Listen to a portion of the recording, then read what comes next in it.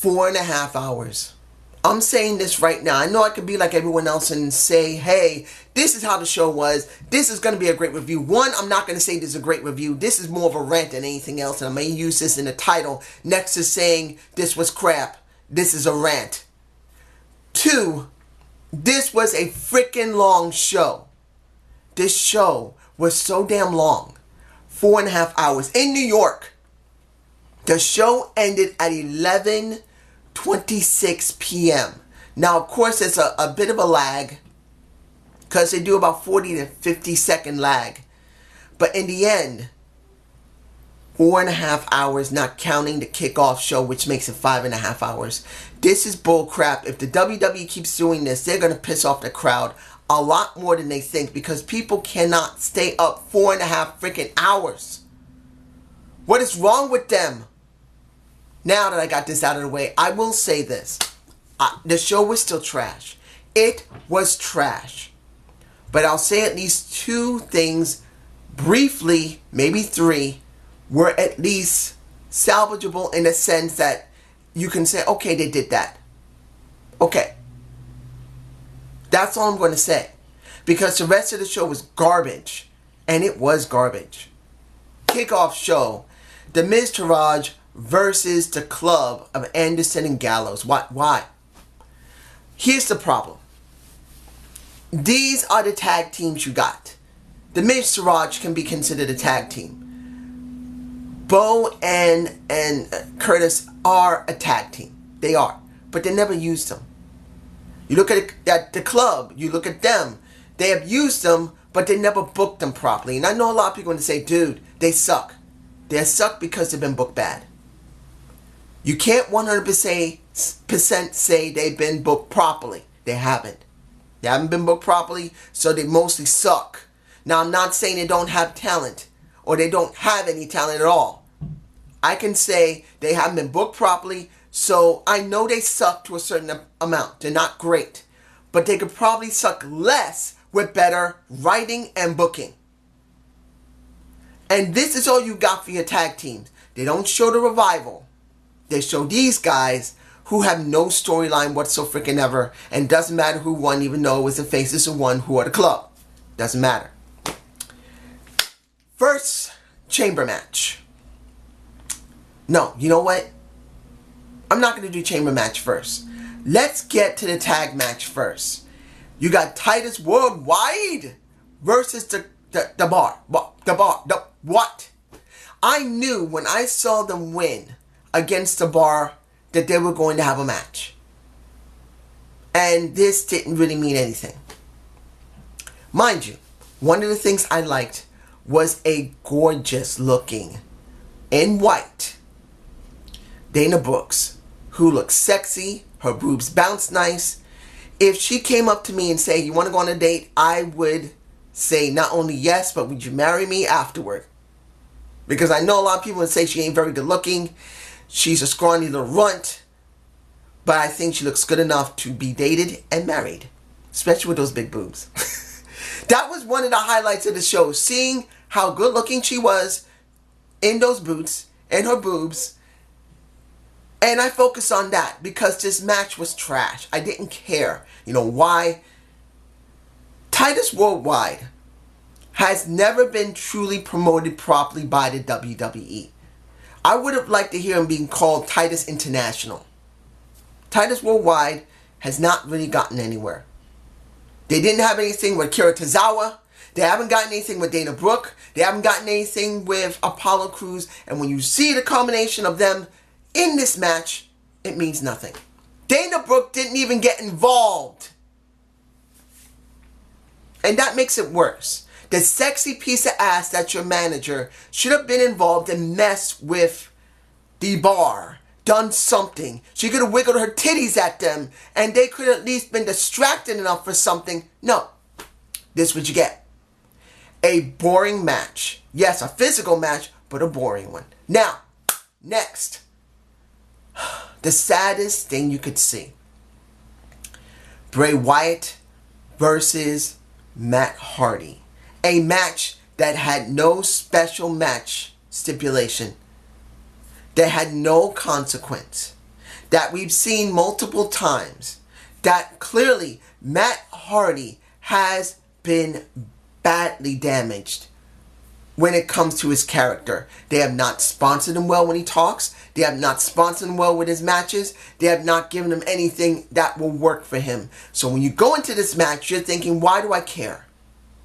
This match was sad. Because in the end, Matt Hardy wins. And get this.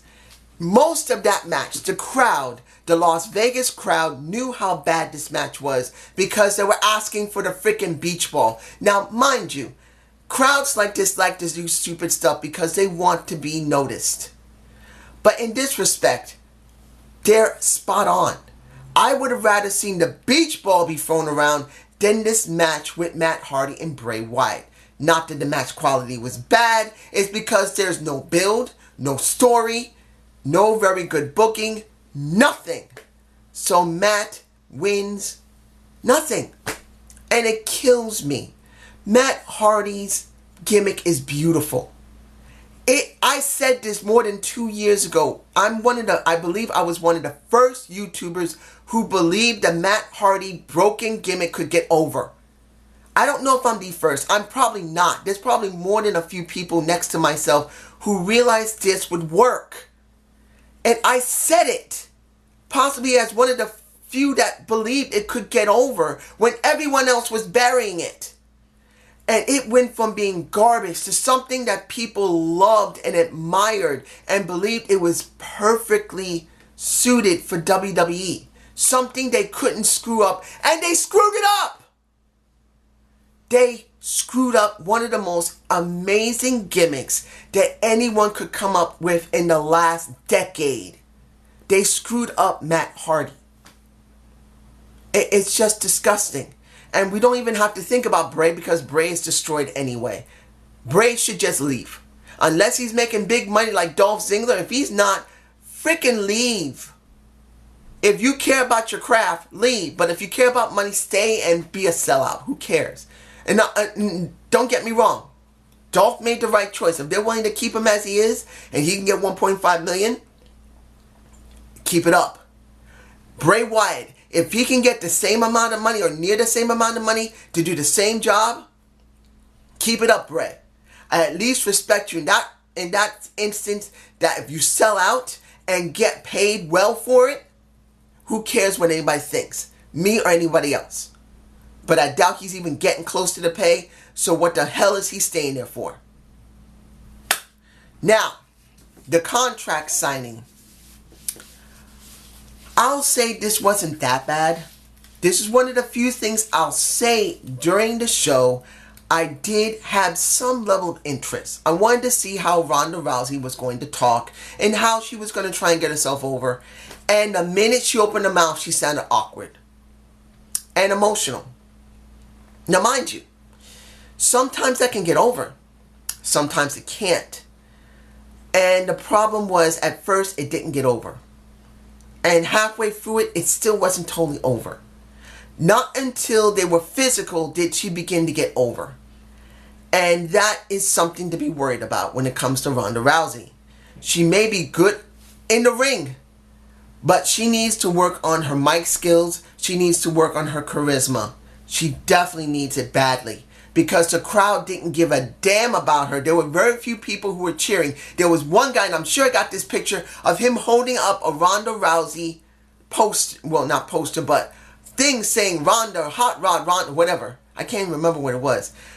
But to see so few people cheer for her, and it's not because the arena was practically empty. The arena was loud enough once she started becoming physical.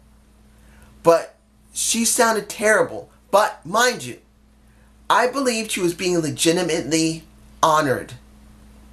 That was her real personality there. And here's the problem. You don't do that.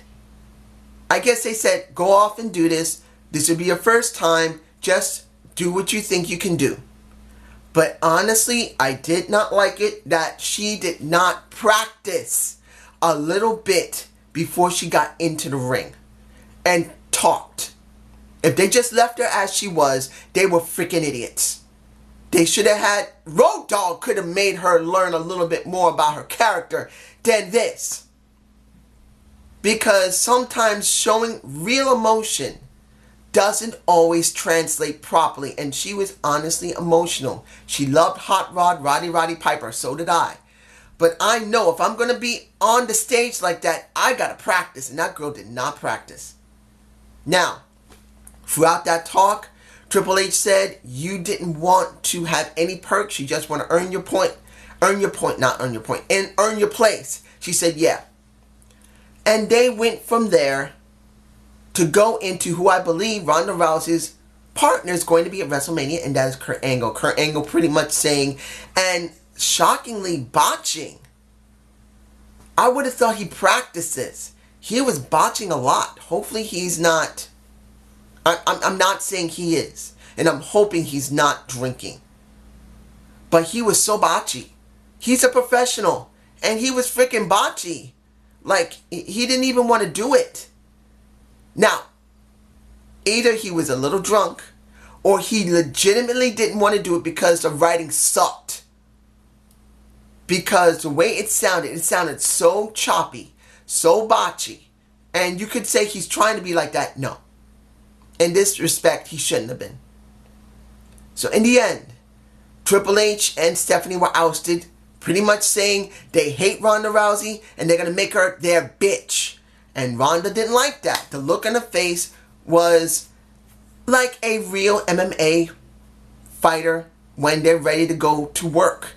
She turned that mindset off and let her persona in the ring as a fighter showed itself. And you know what? I was alright with that. Putting Triple H through the table was good. At least it was done well enough that it was believable. To a point. Getting smacked in the face, not falling to the ground, that was the best thing that could have happened. And it had to happen because if she actually stumbled, she would have looked like a bitch. And as supposedly being considered one of the best MMA fighters that exist at this moment, having multiple accolades and having at least one or two divisions built around you in UFC and MMA, she can't hit the floor with just one smack. So in the end, Triple H and Stephanie have now started the wheels turning for WrestleMania. And we will see how Ronda Rousey is going to perform next Raw, which is this Monday. Question is going to be, is she going to be allowed to talk again? She can't talk. She needs practice. So they need to make her talking segments as short as possible or not at all. You need to make her talk less, WWE, not more. Please don't do it again. Now, am I forgetting anything? Yeah. Nia Jax versus... they're in my face. They're in my face. I botched because I don't even want to think about this. Because this was exactly how I believed it was going to be. Nia Jax against Asuka was a joke. I said it was a joke, and it was a joke. Nia has been built so bad. It was the coach, John Coachman himself, that said this. Nia has shown something in the last month that has shown her to be aggressive and better. Well, guess what, coach? You just basically made my point. Only in the last month has she shown something. Because months before that, she showed nothing. She can't take on, understand, she can't take on Alexa because she hurts herself. She can't beat Bayley, even though she has beaten her multiple times, but she can't beat her when it's important. She can't beat Sasha when it's important. She can beat up Dana Brooks. She can beat up Mickie James as long as it's not important. So when it comes down to it, this wasn't important. I know you can say, yes, it's important. No, it isn't. Because she still lost. Now, a lot of people are going to say, dude, you can't make Asuka job here. Look. Then why was this necessary? Really? What was the point of this? Because if you really wanted to show Asuka as a superior person, a superior wrestler, she needed to go up against somebody credible. And every single time when it comes to putting on the spotlight on Nia Jax, they will not pull the trigger. She should have already been a champ last year. And this year is no different. They use her only when it's necessary. You see another Tamina. What is it when it comes to the women Samoan wrestlers? Because Tamina is a Samoan mixed wrestler.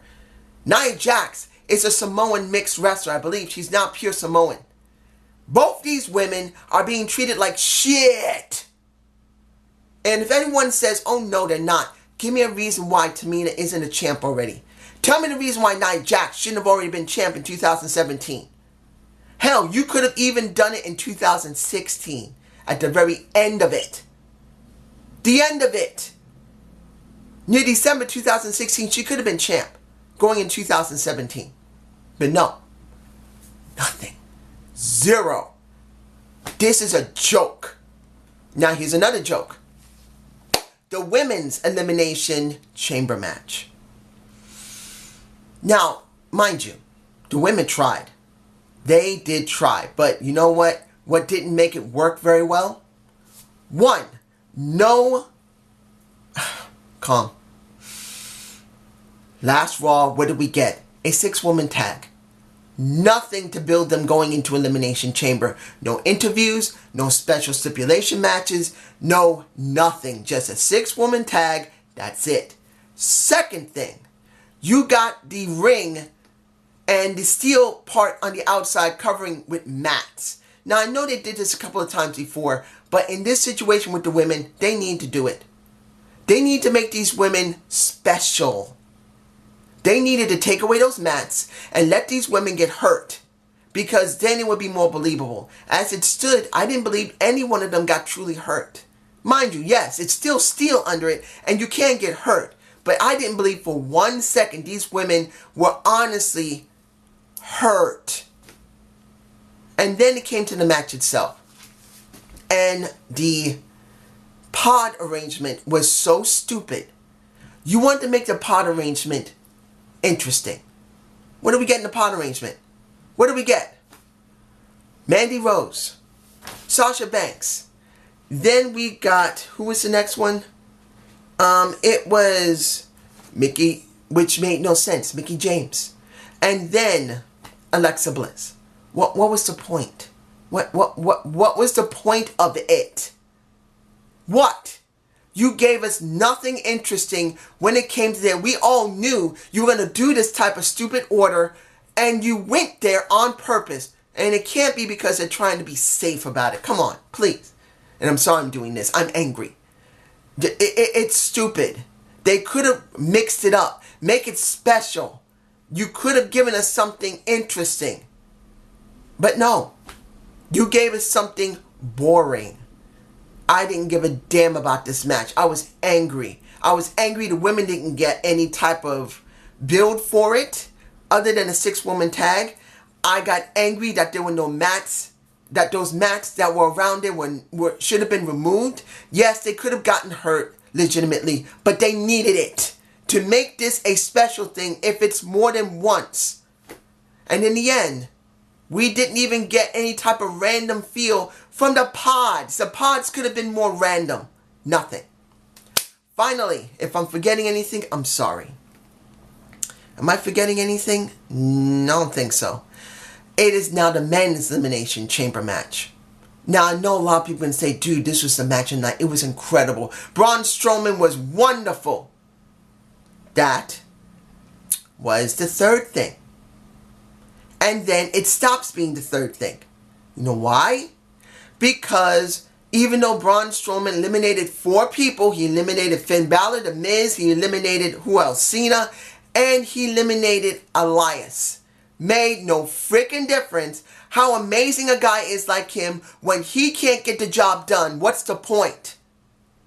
I know people can say, dude, we knew about Roman Reigns going into WrestleMania for over a year. Yes, but it's not the point. You got to give us a reason to believe that Roman Reigns deserves it. And did he deserve it? No. And I don't hate Roman Reigns. And this is something a lot of people don't get. I am not a Roman Reigns hater. Has he been booked bad? Oh, yes. Like shit. He shouldn't have been booked like this. That's the reason why people are so angry. So I don't hate him. But when it comes down to it, I didn't believe even for a second that he wasn't going to win. Even with Braun Strowman destroying everybody. Like Alexa Bliss and The Miz gave us some interesting things in the chamber, it didn't really mean anything in the end because we already knew what the outcome was going to be. We knew Alexa Bliss was going to win. And mind you, I almost forgot, she did a really good interview with Renee Young where she started acting emotional like she really meant like it was something special for women, that this was really going to be a women's moment, and then she turned and become the heel she is and made people pissed off and they booed her ass, which she did a good job as a heel, and I gotta say that. I will say that for her. But with this, I didn't believe it for one bit. I didn't even give a damn. No matter how excited everyone was to see how Braun Strowman was lasting so long. What does it freaking mean that the guy can't get it done? And then here's the kicker for me, which made me so freaking angry. They couldn't just let it go. They couldn't let it go. Kind of like what happened with Asuka and Nia Jax. When Nia Jax destroyed Asuka after the match to give her sympathy, to be a question, can't she go up against Alexa Bliss? You get the same thing for Roman Reigns. What happens? Braun Strowman loses the match. And in the end, afterward, he gets so angry, he basically decimates Roman Reigns and throws him into one of the pods, and we get a shot of him still in the pod. Like, we gotta say, oh, now we're worried that can he really take on Brock Lesnar after getting so beaten down by Braun Strowman? It is so freaking stupid that they do this for both matches. The women's match from Raw and the men's match from Raw. Going into WrestleMania, questioning if these people can actually do it because they've been both hurt. This was the most stupidest freaking show I have seen in a long time. It is garbage. You guys tell me below what I'm wrong about. And I admit, I'm angry. I'm angry. And maybe my own bias about seeing how bad Raw and SmackDown is being booked is making me skew my objectivity. So tell me what I'm missing.